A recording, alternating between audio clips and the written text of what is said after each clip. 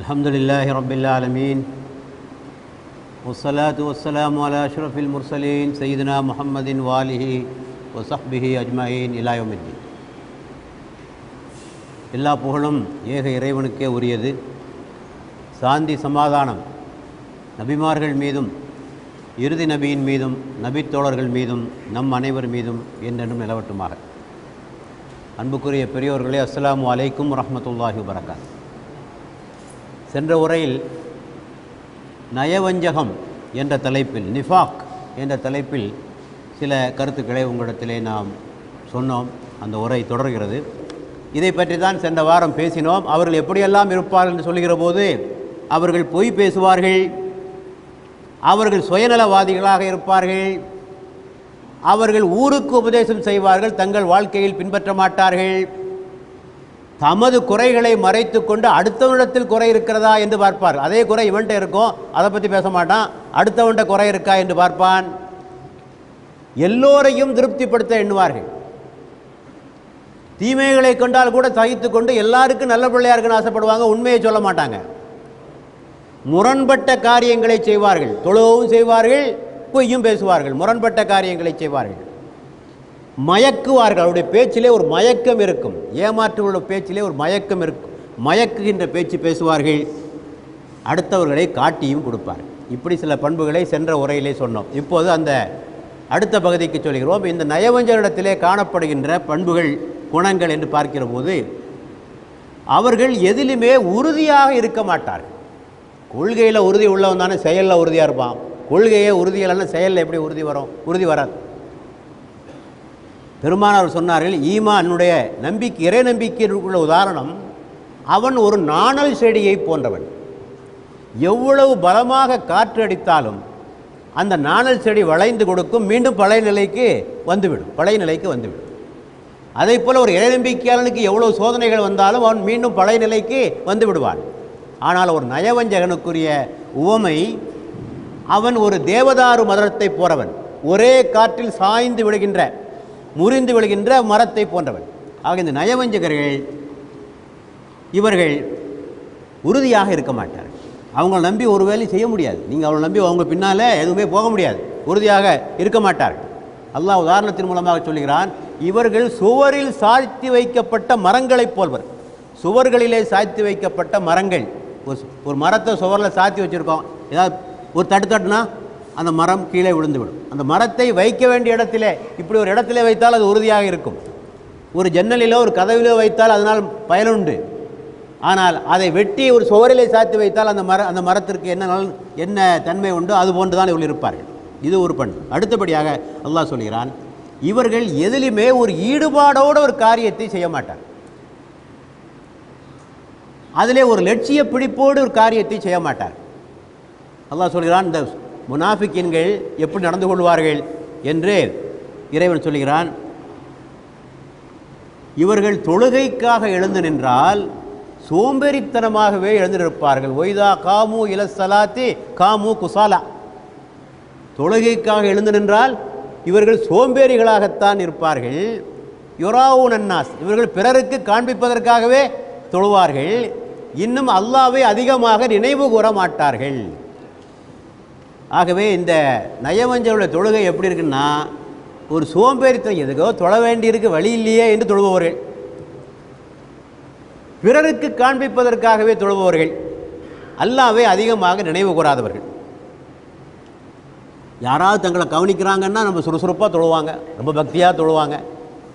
யாரும் இவங்களை கவனிக்கலைன்னா ஒன்றுமில்லாமல் தொழுவார். இது நம்மளே பல பேரிடத்தில் இருக்கக்கூடிய ஒரு பண்பு தான். இந்த மாதிரி ஒரு பண்பு நம்மகிட்ட இருந்ததுன்னா நம்மிடத்திலும் நயவஞ்சகத்தின் ஒரு கூறு இருப்பதாக நீங்கள் எண்ணிக்கொள்ளுங்கள். தொழுகையிலே சோம்பேறித்தனமோ பிறருக்கு காட்டுவதற்காக தொழுவதுகின்ற ஒரு பண்பு நம்மிடத்திலே இருவென்றால் நயவஞ்சகத்தனத்தின் ஒரு கூறு நம்மிடத்திலே இருக்கிறது என்பதை நீங்கள் உணர்ந்து கொள்ள வேண்டும். அடுத்தபடியாக இந்த நயவஞ்சகர்களுடைய அடுத்த ஒரு குணம், இவர்கள் பயந்தாங்கொள்ளிகள் ஆக இருப்பார்கள். இவரிடத்தில் வீரம் இருக்காது. ஆனால் வீரனைப் போல காட்டிக்கொள்வார்கள். ஏனென்றால் இவர்களுக்கு உள்ளூர ஒரு பயம் இருக்கும். எங்கே நம்ம சாய வெளுத்துருமோ, நீண்ட நாளைக்கு யாரும் ஏமாற்ற முடியாதில்லை. பலரை சில காலம் ஏமாற்றலாம், சிலரை பலகாலம் ஏமாற்றலாம், எல்லோரையும் எல்லா காலமும் ஏமாற்ற முடியாது என்று ஒரு கருத்து உண்டு அல்லவா. ஆக இவங்களுக்கு ஒரு உள்ளூர பயம், இப்படி நடிச்சிட்டு இருக்குமே, இப்படி ஏமாற்றிட்டு இருக்குமே, என்னைக்காவது சாயம் வெளுக்குத போதற்பா என்று உள்ளூர பயத்தோடு தான் இருப்பார்கள். அல்லாஹ் சொல்கிறான், இவர்கள் ஒவ்வொரு உரத்த சப்தத்தையும் தங்களுக்கு எதிரானதாகவே இவர்கள் கருதுவார்கள். 63 சூரா முனாஃபிகூன். ஒவ்வொரு உரத்த சப்தத்தையும் தங்களுக்கு எதிராகத்தான் கருதுவார்கள். இது நமக்கு எதிரானதோ? இன்னொரு பயம் அவரிடத்தில் இருக்குமா, தங்களுடைய குறைகளை அல்லாஹ் இறை வெளிப்பாட்டின் மூலமாக வெளிப்படுத்தி விடுவானோ என்ற பயம் இருக்கும். ஆக அல்லாஹ்விடமிருந்து வஹி வேத வெளிப்பாடு வந்து கொண்டே இருக்கும், நபிகள் நாயகத்துக்கு வந்து கொண்டே இருக்கும். மனிதர்கள் செய்யக்கூடிய தவறுகளை எல்லாம் அல்லாஹ் தஆலா நபிமார்களுக்கு இறை தூதருக்கு சொல்லிக்கொண்டே இருப்பான். இந்த நயவஞ்சகர்கள் பயப்படுவார்களாம், எங்கேயாவது ஒரு வசனம் வந்து நம்முடைய சாயத்தை, நம்முடைய குட்டை வெளிப்படுத்தி விடுமோ என்ற பயம் இந்த நயவஞ்சகர்களுக்கு எப்போது இருக்கும்? அல்லாஹ் சொல்கிறார் 9:64 இறை நம்பிக்கையாளர்கள் மீது ஏதேனும் ஒரு அத்தியாயம் இறக்கி அருளப்பட்டு அது தம்முடைய உள்ளங்களில் உள்ளவற்றை அவர்களுக்கு வெளிப்படுத்திவிடும் என்று நயவஞ்சகர்கள் அஞ்சுகிறார்கள். குர்ஆன் வசனம் இறக்கப்பட்டு நம்முடைய உள்ளத்திலே உள்ளதை அல்லாஹ் எங்கே வெளிப்படுத்திடுவானோ என்று இவர்கள் அஞ்சுவார்கள். ஆகவே இவர்கள் பயந்தாங்கொள்ளிகளாக இருப்பார். அடுத்தபடியாக இந்த நயவஞ்சகர்களுடைய மிக மோசமான பண்பு என்னவென்றால் இரட்டை நிலை. ஆளுக்கு ஒரு நீதி, தனக்கு ஒரு நீதி, பிறருக்கு ஒரு நீதி. தனக்கு ஒரு அளவுகோல், பிறருக்கு ஒரு அளவுகோல் வைத்துக் கொள்பவர்கள் நயவஞ்சகர்கள். தனது சமுதாயத்திற்கு ஒரு நீதி, அடுத்த சமுதாயத்திற்கு ஒரு நீதி, தனது குடும்பத்திற்கு ஒரு நீதி, அடுத்த குடும்பத்திற்கு ஒரு நீதி என்று வைத்துக் கொள்பவர்கள். இவர்கள் பற்றி மிக எச்சரிக்கையாக இருக்க வேண்டும். அல்லாஹ் சொல்கிறான், இவர்கள் எப்படியெல்லாம் இருப்பார்கள். இவர்கள் ஒரு பொருளை வாங்குகின்ற போது நிறைவாக அளந்து வாங்குவார்கள், ஆனால் விற்கின்ற போது குறைவாக கொடுப்பார்கள். இவங்க வாங்குகிற போது நிறைவாக வாங்குவாங்க, ஆனால் விற்கிற போது குறைச்சி கொடுப்பாங்க. இவங்கள்ட்ட நியாயமாக தான் நடந்துக்கணும், ஆனால் இவர்கள் யாரிடத்தில் நியாயமாக நடந்து கொள்ள மாட்டார்கள். வயலில் முத்தஃபிஃபீன், இவர்களுக்கு கேடுதான், இத்தகையவர்களுக்கு கேடுதான் என்று இறைவன் சொல்கிறார். 83 அத்தியாயம் 1வது வசனம். ஒழுக்க மாண்புகளை இப்படித்தான் நடந்து கொள்வார்கள். பிற பெண்களை இச்சையோடு பார்ப்பார்கள், பிற பெண்களை ரசிப்பார்கள், கேலி அடிப்பார்கள். ஆனால் தங்கள் வீட்டு பெண்களை யாரும் கேலி அடித்து விடக்கூடாது, தங்கள் வீட்டு பெண்களை யாரும் இச்சையோடு பார்த்து விடக்கூடாது என்று எண்ணுபவர்கள். பெருமானிடத்திலே ஒரு இளைஞர் வந்தார், நான் அந்நிய பெண்களோடு தொடர்பு வைக்கலாமா, வேறு பெண்களோடு தொடர்பு, மனைவி அல்லாத வேறு பெண்களோடு தொடர்பு வைக்கலாமா என்று ஒரு கேள்வியை கேட்கிறார். சஹாபாக்களுக்கெல்லாம் சரியான கோபம். ஒரு இறை தூதரிடத்தில் வந்து என்ன கேள்வி கேட்க வேண்டும் என்று இவனுக்கு தெரியவில்லையே, இப்படி ஒரு கேள்வியாக கேட்பது. சஹாபாக்கள் எல்லாம் அடிப்பதற்காக கரங்களை ஓங்குகின்ற போது நபிகள் நாயகம் அவர்களை எல்லாம் அமர்த்திவிட்டு அந்த தோளிலே இளைஞனுடைய தோளிலே கையை போட்டு கேட்டார்கள், உனது தாய் இது போன்ற ஒரு காரியத்தை செய்வதற்கு நீ அனுமதிப்பாயா? ஒரு தாய் வேறொரு ஆடவனோடு போவதற்கு நீ அனுமதிப்பாயா? உன்னுடைய சகோதரி இன்னொரு ஆடவனோடு போவதற்கு நீ அனுமதிப்பாயா? உன்னுடைய மனைவி இன்னொரு ஆடவனோடு போவதற்கு அனுமதிப்பாயா? முடியவே முடியாது. என்ன இதுதான்ப்பா எல்லா பெண்களுக்கும். உன் வீட்டு பெண்கள்லாம் நல்லா யோக்கியமாக இருக்கணும், ஒழுக்கம் உள்ளவனாக இருக்கணும், ஆனால் அடுத்த வீட்டு பெண்கள் எப்படி இருக்கலாம்? இது இரட்டை நிலை அல்லவா?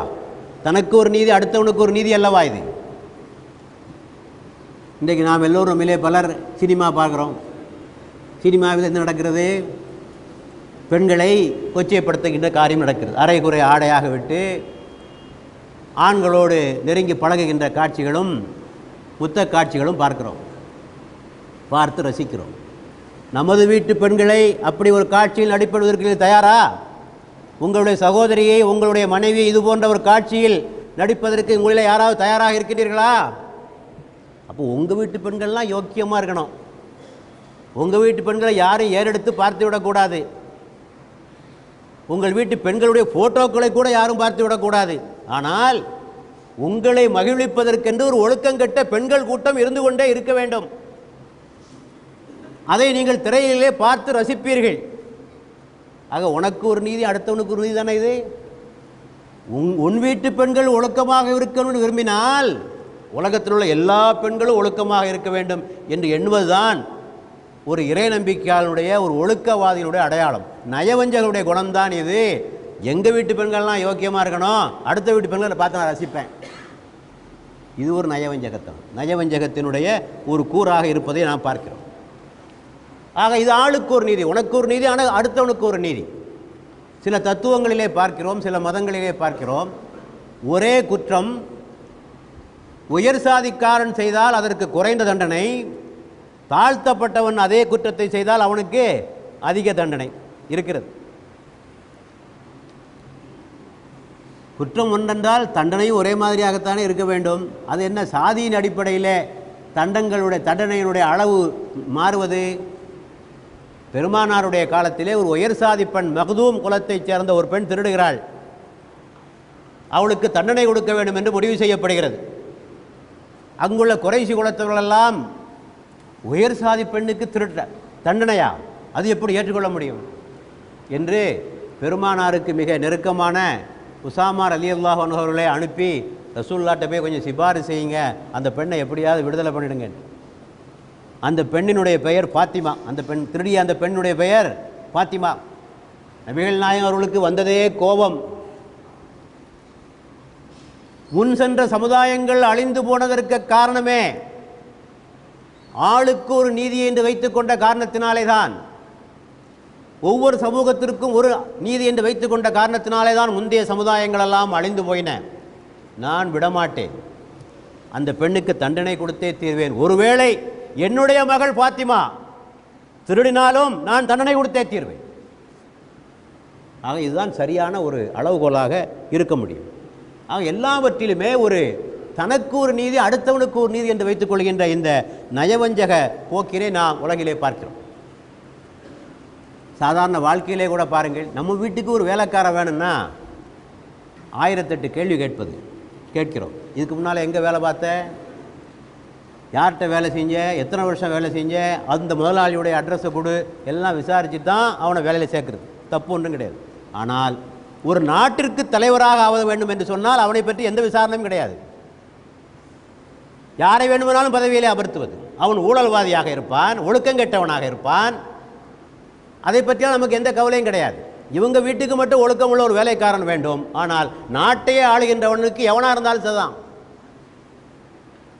அவன் நம்ம சாதிக்காரன், நம்ம மதத்துக்காரன், நம்ம ஊருக்காரன், அல்லது சினிமாவில் அவனால் கவர்ச்சியில் நான் மயங்கியவன், இந்த அளவுகளில் வைத்துக்கொண்டு ஓட்டு போடுகிறோமே, இது ஒரு நயவஞ்சகத்தனம் தான். இவனுக்கு ஒரு நீதி, நாட்டுக்கு ஒரு நீதி. நபிகள் நாயகம் சொன்னார்கள், பதவிக்கு தகுதியானவர்கள் இருக்க அவர்களை விடுத்து தகுதியற்றவர்களை பதவியிலே அமர்த்துவது அல்லாஹ்வுக்கும், இறைவனுக்கும், இறை தூதருக்கும், இறை நம்பிக்கையாளருக்கும் செய்கின்ற துரோகம் தானே அது.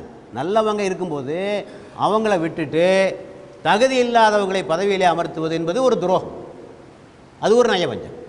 இப்படி ஒவ்வொரு விஷயத்திலும் நாம் நயவஞ்சகமான காரியங்களை, உலகமே அப்படித்தான் இருக்கிறது. பாருங்கள், இந்த வல்லரசுகள் நடந்து கொள்கின்ற முறையை பாருங்கள், அணு ஆயுத பிரச்சனையை பாருங்கள். வல்லரசுகள் அணு ஆயுதங்களை வைத்துக் கொள்ளலாம், அமெரிக்கா வைத்துக் கொள்ளலாம், ரஷ்யா வைத்துக் கொள்ளலாம், சீனா வைத்துக் கொள்ளலாம், பிரான்ஸ் வைத்துக் கொள்ளலாம். ஆனால் ஈரான் வைத்துக் கொள்ளக்கூடாது, வேறு நாடுகளை வைத்துக் கொள்ளக்கூடாது. இவரிடம் அணு இருந்தால் ஆபத்து இல்லையா உலகத்துக்கு, ஆனால் அவங்ககிட்ட இருந்தால் ஆபத்தான். மொத்தமாக சொல்லு, அணு ஆயுதமே இருக்கக்கூடாதுன்னு சொல்லு, அர்த்தம் இருக்குது. ஆனால் எங்கிட்ட இருக்கலாம், நாங்கள் வல்லரசுகள், நாங்கள் நாகரிகம் மிக்கவர்கள், நாங்கள் முறையாக பயன்படுத்துவோம், அவங்களுக்கு நாகரிகம் இல்லை, அவங்களுக்கு இருக்கக்கூடாது. இது என்ன ஒரு, இதுவும் நயவஞ்சகத்தனம். தனக்கு ஒரு நீதி, அடுத்தவனுக்கு ஒரு நீதி என்பதைத்தான் நாம் பார்க்கிறோம். ஆகவே இந்த நிலை கூடாது. குர்ஆன் சொல்லுகிறது, நீங்கள் நீதி செலுத்துங்கள், ஒலவலா அன்ஃபுசிக்கும் அவில் வாலிதைனி வல் அக்ரபீன். அந்த நீதி உங்களுக்கோ, உங்களுடைய பெற்றோர்களுக்கோ, உங்களுடைய உறவினர்களுக்கோ அது பாதகமாக இருந்தாலும் சரியே. நீங்கள் உண்மையை சொல்ல போகிறீங்க, நீதி சொல்ல போகிறீங்க, அது உங்களையே பாதிக்குது, உங்கள் பெற்றோரையே பாதிக்குது, உங்கள் குடும்பத்தாரையே பாதிப்பது என்றாலும் நீதியை செலுத்துங்கள். ஆளுக்கு ஒரு நிலைமை பேசாத. பொய்தா குந்தும் போகதிலோ உளவுக்கான தாக்குர்பா, நீங்கள் நீதியாக பேசுங்கள், அது உங்கள் உறவினர் சம்பந்தப்பட்ட விஷயமாக இருந்தாலும் சரியே. பல பேரை பார்க்குறோம், நீதி நியாயம் தர்மம் ஊர் பஞ்சாயத்தெல்லாம் பேசுவான், அவன் சொந்தக்காரன் வந்துட்டு பல்ட்டி அடிச்சிடுவான். நம்ம குடும்பத்தை காட்டி கொடுக்குறதா, சேம் சைடு கோல் போடுறதா? இல்லை, நியாயத்தைத்தான் பேச வேண்டும். ஆக இந்த நயவஞ்சகத்தினுடைய அடுத்த கூறாக நாம் பார்ப்பது இந்த டபுள் ஸ்டாண்டர்ட், இரட்டை நிலை. இதுவும் ஒரு நயவஞ்சகத்தினுடைய ஒரு கூறு. ஆக அன்புக்குரிய சகோதரர்களே, இந்த நயவஞ்சகத்தினுடைய பல்வேறு கூறுகளை நான் உங்களுக்கு சொல்லியிருக்கிறேன். சென்ற வாரம் சொல்லியது போல இப்போது சொல்லியது, இவர்கள் உறுதியற்றவர்களாக இருப்பார்கள். எந்த காரியத்திலும் உறுதியாக இருக்க மாட்டார்கள், எந்த காரியத்தையும் ஈடுபாட்டோடு செய்ய மாட்டார்கள். இவர்கள் பயந்தாங்கொள்ளிகளாக இருப்பார்கள். இவர்கள் இரட்டை நிலைகளை பின்பற்றுபவர்கள் என்பதை புரிந்து கொள்ளும்.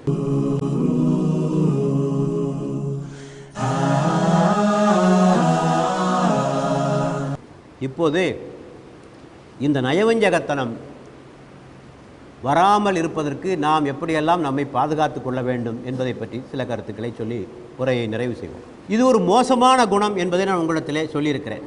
மறுமையிலே இவர்கள் நரகினுடைய அடித்தட்டில் இருப்பார்கள். அல்லாஹ் சொல்கிறார், இவர்கள் நரகினுடைய அடித்தட்டிலே இருப்பார்கள் என்றால் எவ்வளோ மோசமான ஒரு குணம் இந்த நயவஞ்சக குணம் என்பதனை நீங்கள் புரிந்து கொள்ள வேண்டும். இது ஒரு நோய். அல்லாஹ் சொல்கிறான், ஃபீ குலூபிஹிம் மரத், இவருடைய உள்ளத்திலே ஒரு நோய் இருக்கிறது. இது உடலை பாதிக்கின்ற நோய் அல்ல, உள்ள நோய். இது உள்ளத்தை பாதிக்கின்ற ஒரு நோய் இருக்கிறது என்று இறைவன் சொல்கிறார். ஆக இந்த நோயை நாம் களைய வேண்டும். முதலாவதாக இந்த நயவஞ்சகத்தினுடைய கூறு நம்மிடத்திலே இருக்கிறதா என்று பார்க்க வேண்டும். நான் ஒரு பெரிய லிஸ்ட்டு கொடுத்துருக்கேன், ஒரு செக் லிஸ்ட். இந்த நயவஞ்சகத்தினுடைய பண்புகள் கூறுகள் என்னங்கிறத ஒரு நேற்று சென்ற உரையிலும் இந்த உரையில் இதில் எங்கேயாவது இருக்கியான்னு பாரு, எங்கேயாவது இருக்கியான்னு பாரு. உதாரணத்துக்கு சொன்ன, தொழுகைக்காக எழுந்து நின்றால் இவர்கள் சோம்பலாக எழுந்து நிற்பார்கள் என்றால் நயவஞ்சகத்தினுடைய ஒரு கூறு இருக்குன்னு அர்த்தம். எனக்கு ஒரு நீதி, அடுத்த வீட்டுக்காரனுக்கு ஒரு நீதி சொல்கிறேன்னா நயவஞ்சகத்தினுடைய ஒரு கூறு இருக்குன்னு அர்த்தம். சாமானம் வாங்கும்போது ஒழுங்காக வாங்குறேன், விற்கும்போது விலையை குறைச்சி விற்கிறேன்னா நயவஞ்சகத்தினுடைய ஒரு கூறு எங்கிட்ட இருக்குன்னு அர்த்தம். நயவஞ்சகன்னா வேறு எங்கேயோ இருக்கான்னு போய் தேடாதீங்க, ஒவ்வொருடைய உள்ளத்திலும் இருக்கிறது. ஆகவே இந்த செக் லிஸ்ட்டை வச்சுக்கிட்டு இது எங்கிட்ட இருக்கான்னு பாருங்கள். ஆக முதலாவதாக சுய பரிசோதனை, சுய சோதனை, செல்ஃப் அசஸ்மெண்ட். ஹாசிபு கபல அன் துஹாசிபு. உமர் ஹத்தாப் அவர்கள் சொன்னார்கள், இறைவன் உங்களை எடை போட்டு பார்ப்பதற்கு முன்னர் உங்களை நீங்களே எடை போட்டு பார்த்துக்கொள்ளுங்கள். மறுமையில் அல்லாஹ் கேள்வி கேட்கறதெல்லாம் பின்னால், முதல்ல நீ ஒன்றை எடை போட்டு பார்ப்பா. நீ உன்னைத்தானே சுய சோதனை செய்து கொண்டாலே உன்னிடத்தில் இருக்கிற குறைகளெல்லாம் உனக்கு தெரியும். ஆகவே சுய சோதனை செய்து பார்க்க வேண்டும். அடுத்தபடியாக இது வந்துவிடுமோ, இந்த நயவஞ்சகம் வந்துவிடுமோ என்ற ஒரு அச்சம் எப்போதும் இருந்து கொண்டே இருக்க வேண்டும். ஒரு தாபியின், பெருமானார் காலத்திற்கு பிந்திய வாழ்ந்த ஒரு சகோதரர் இப்னு அலி முஆலிகா என்பவர் சொல்லுகிறார், நான் நபித்தோழர்களிலே 30 பேரை சந்தித்திருக்கிறேன், சஹாபாக்களிலே 30 பேரை சந்தித்திருக்கிறேன். அவர்கள் ஒவ்வொருவருமே எங்கே தன்னுடைய உள்ளத்தில் நயவஞ்சகம் வந்துவிடுமோ என்று அஞ்சிக் கொண்டு வாழ்ந்து கொண்டிருந்தார்கள் என்று சொல்கிறார். ஆக அந்த அச்சம் இருக்கணும், நாம் ஒரு முனாஃபிக்கா மாறிவிடக்கூடாது. ஒரு முறை ஹன்லலா ரலியல்லாஹு அன்ஹு அவர்கள் திடீரென்று தனது வீட்டை விட்டு வெளியே வருகிறார். அவர் ஒரு நபித்தோழர். அவர் சொல்லுகிறார், ஹன்லலா நயவஞ்சகனாக மாறிவிட்டான், ஹன்லலா நயவஞ்சகனாக மாறிவிட்டான் என்று சொல்லுகிறார். அப்பா எத்தாப்புல அபூபக்கர் வர்றாங்க. என்னப்பா இப்படி சொல்கிற, நீ நயவஞ்சகனாக மாறிட்டேன் சொல்கிறேன் என்ன? அப்போது ஹன்லலா சொல்லுகிறார், வேறு என்ன, நயவஞ்சகம் தானே நம்ம செஞ்சிட்டு இருக்கோம். ரசூலுல்லாஹ் முன்னால் உட்காந்துருக்கோம், நபிகள் நாயகத்துக்கு முன்னால் உட்காந்துருக்கிற போது அவர்கள் சொர்க்கம் நரகம் பற்றிய விஷயங்களை எல்லாம் சொல்லுகிறார்கள். அப்படியே பக்தி பூர்வமாக அவர்களுக்கு முன்னால் உட்காந்துருக்கோம். ஆனால் அந்த சபையை, அந்த அவையை விட்டு வெளியே வந்தவர் அதெல்லாம் மறந்துட்டு மனைவி மக்களோடு கொஞ்சுவதும் விளையாடுவதுமாக இருக்கிறோமே, இது நயவஞ்சகம் தானே, இது நயவஞ்சகம் இல்லை, அந்த பக்தி வீட்டுக்கு வந்தால் போயிடுதே என்று அவர் சொல்கிறார். ஹன்லலா ரலியல்லாஹு அன்ஹு. அபூபக்கர் அவர் சொல்கிறார்கள், ஆமாம், நீ சொல்லுகின்ற உணவு எனக்கும் ஏற்படுகிறது, வாங்க நம்ம 2 பேரும் ரசூலுல்லாஹ்ட்ட போய் கேட்போம், இது நயவஞ்சகத்திலே சேருமா என்று. 2 பேர் ரசூலுல்லாஹ்ட்ட போகிறாங்க. என்னப்பா விவகாரம்? இதுதான் விவகாரம், இது நயவஞ்சகம் அல்ல, எப்போதும் இப்படி இருக்க முடியாதுப்பா, என்னுடைய சபையில் இருப்பது போலவே எப்போதும் இருந்து கொண்டிருந்தால் மலக்குகள் உங்களோடு கைகோர்த்து கொண்டு வருவார்கள். மலக்கு தான் அப்படி இருக்க முடியும்.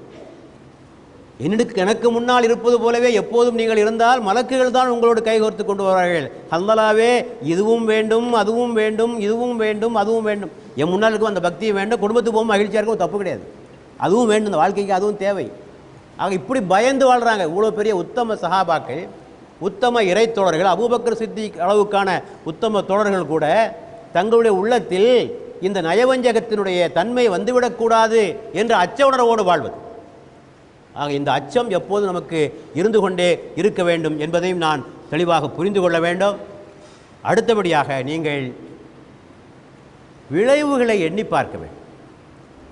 இந்த நயவஞ்சகர்களுக்கு சமுதாயத்திலே மதிப்பு கிடையாது. இந்த வர்றானே பச்சோந்தி, இப்படியும் பேசுவான் அப்படியும் பேசுவான், நம்பாத இவனை என்று மக்கள் உங்களை அடையாளம் கண்டுகொள்வார்கள். நீங்கள் நினைக்கலாம் ஏமாத்திட்டதாக. ரொம்ப ஒரு மயக்கிற பேச்சை பேசி, ரொம்ப திறமையாக பேசி, நான் ரொம்ப டிப்ளமேட்டிக்காக பேசிட்டேன், ரொம்ப ராஜதந்திரமாக பேசிட்டேன், அதெல்லாம் ஒன்றும் கிடையாது. எல்லாருக்கும் எல்லாம் தெரியும். யார் உண்மையை பேசுகிறவன், எவன் நயவஞ்சகமாக பேசுகிறவன், எவன் ஏமாத்துறவன், எவன் சுயநலவாதி, எல்லாம் மக்களுக்கு தெரியும். உங்கள் முன்னால் வேணால் நடிப்பாங்க, வாங்க மரியாதை கொடுப்பாங்க, உங்கள் முதுகுக்கு பின்னால் உங்களை பற்றி ஒழுங்காக பேசுவாங்க. ஆகவே இப்படிப்பட்ட நயவஞ்சகர்களுக்கு சமுதாயத்திலே அந்தஸ்து கிடையாது, மரியாதை கிடையாது. இதை புரிஞ்சுக்கிடுங்க. நீங்கள் எவ்வளவுதான் ஏமாற்றினாலும் ஒரு நாள் சாயம் வெளுக்கும். நான் ஏற்கனவே சொல்லியது போல சாயம் வெளுக்கும். எவ்வளோ காலத்துக்கு ஏமாற்ற முடியும் உங்களால்? எவ்வளோ காலத்துக்கு நடிக்க முடியும் உங்களால்? முடியுமா? முடியாது. ஆக இதையெல்லாம் எண்ணி பார்த்து நாம் இந்த நயவஞ்சக போக்கிலிருந்து நம்மை நாமே சுய சோதனை செய்து கொண்டு அதிலிருந்து வெளியே வர வேண்டும்.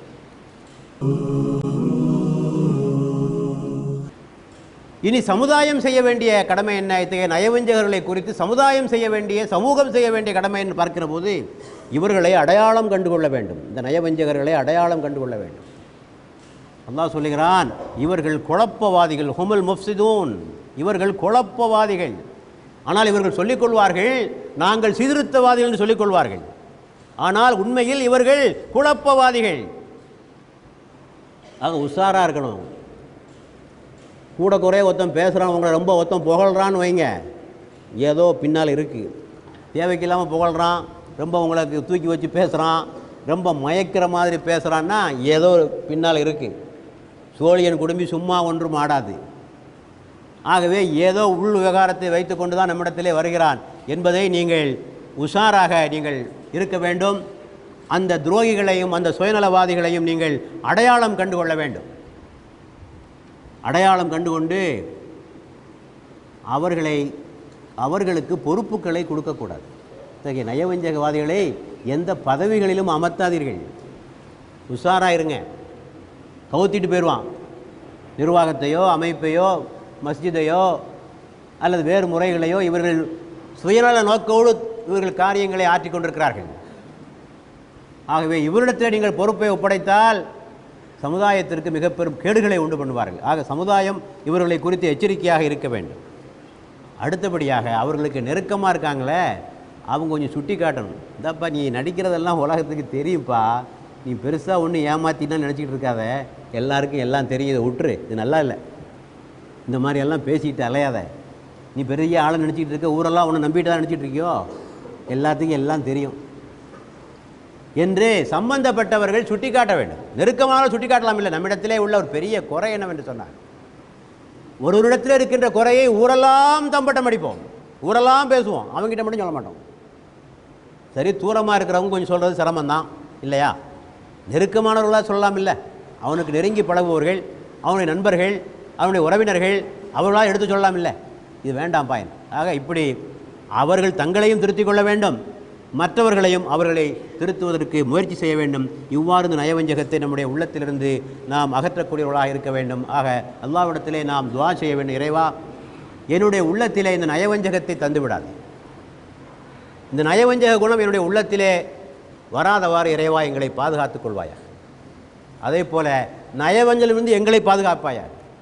இந்த நயவஞ்சக தலைவர்கள், நயவஞ்சக மனிதர்களிடமிருந்து எங்களை பாதுகாப்பாயாக என்று இந்த 2 துவாக்களையும் செய்ய வேண்டிய நிலையில் இருக்கிறோம். ஆகவே இந்த நயவஞ்சகம் இல்லாத ஒரு உள்ளத்தை இறைவன் நமக்கு தர வேண்டும், கள்ளங்கபடமற்ற உள்ளத்தை நமக்கு தர வேண்டும், சூதுவாது இல்லாத கவனத்தை தர வேண்டும். ஆகவே குழந்தைகளைப் போல் இருக்கின்ற குழந்தைத்தன்மை படைத்த ஒரு பண்பை அல்லாஹ் உங்களுக்கும் எனக்கும் தர வேண்டும் என்று துஆ செய்தவனாக இந்த உரையை நிறைவு செய்கிறேன். வாஹ்ரு தாவானா அல்ஹம்துலில்லாஹி ரப்பில் ஆலமீன். வஸ்ஸலாமு அலைக்கும் வரஹ்மத்துல்லாஹி வபரகாத்துஹு.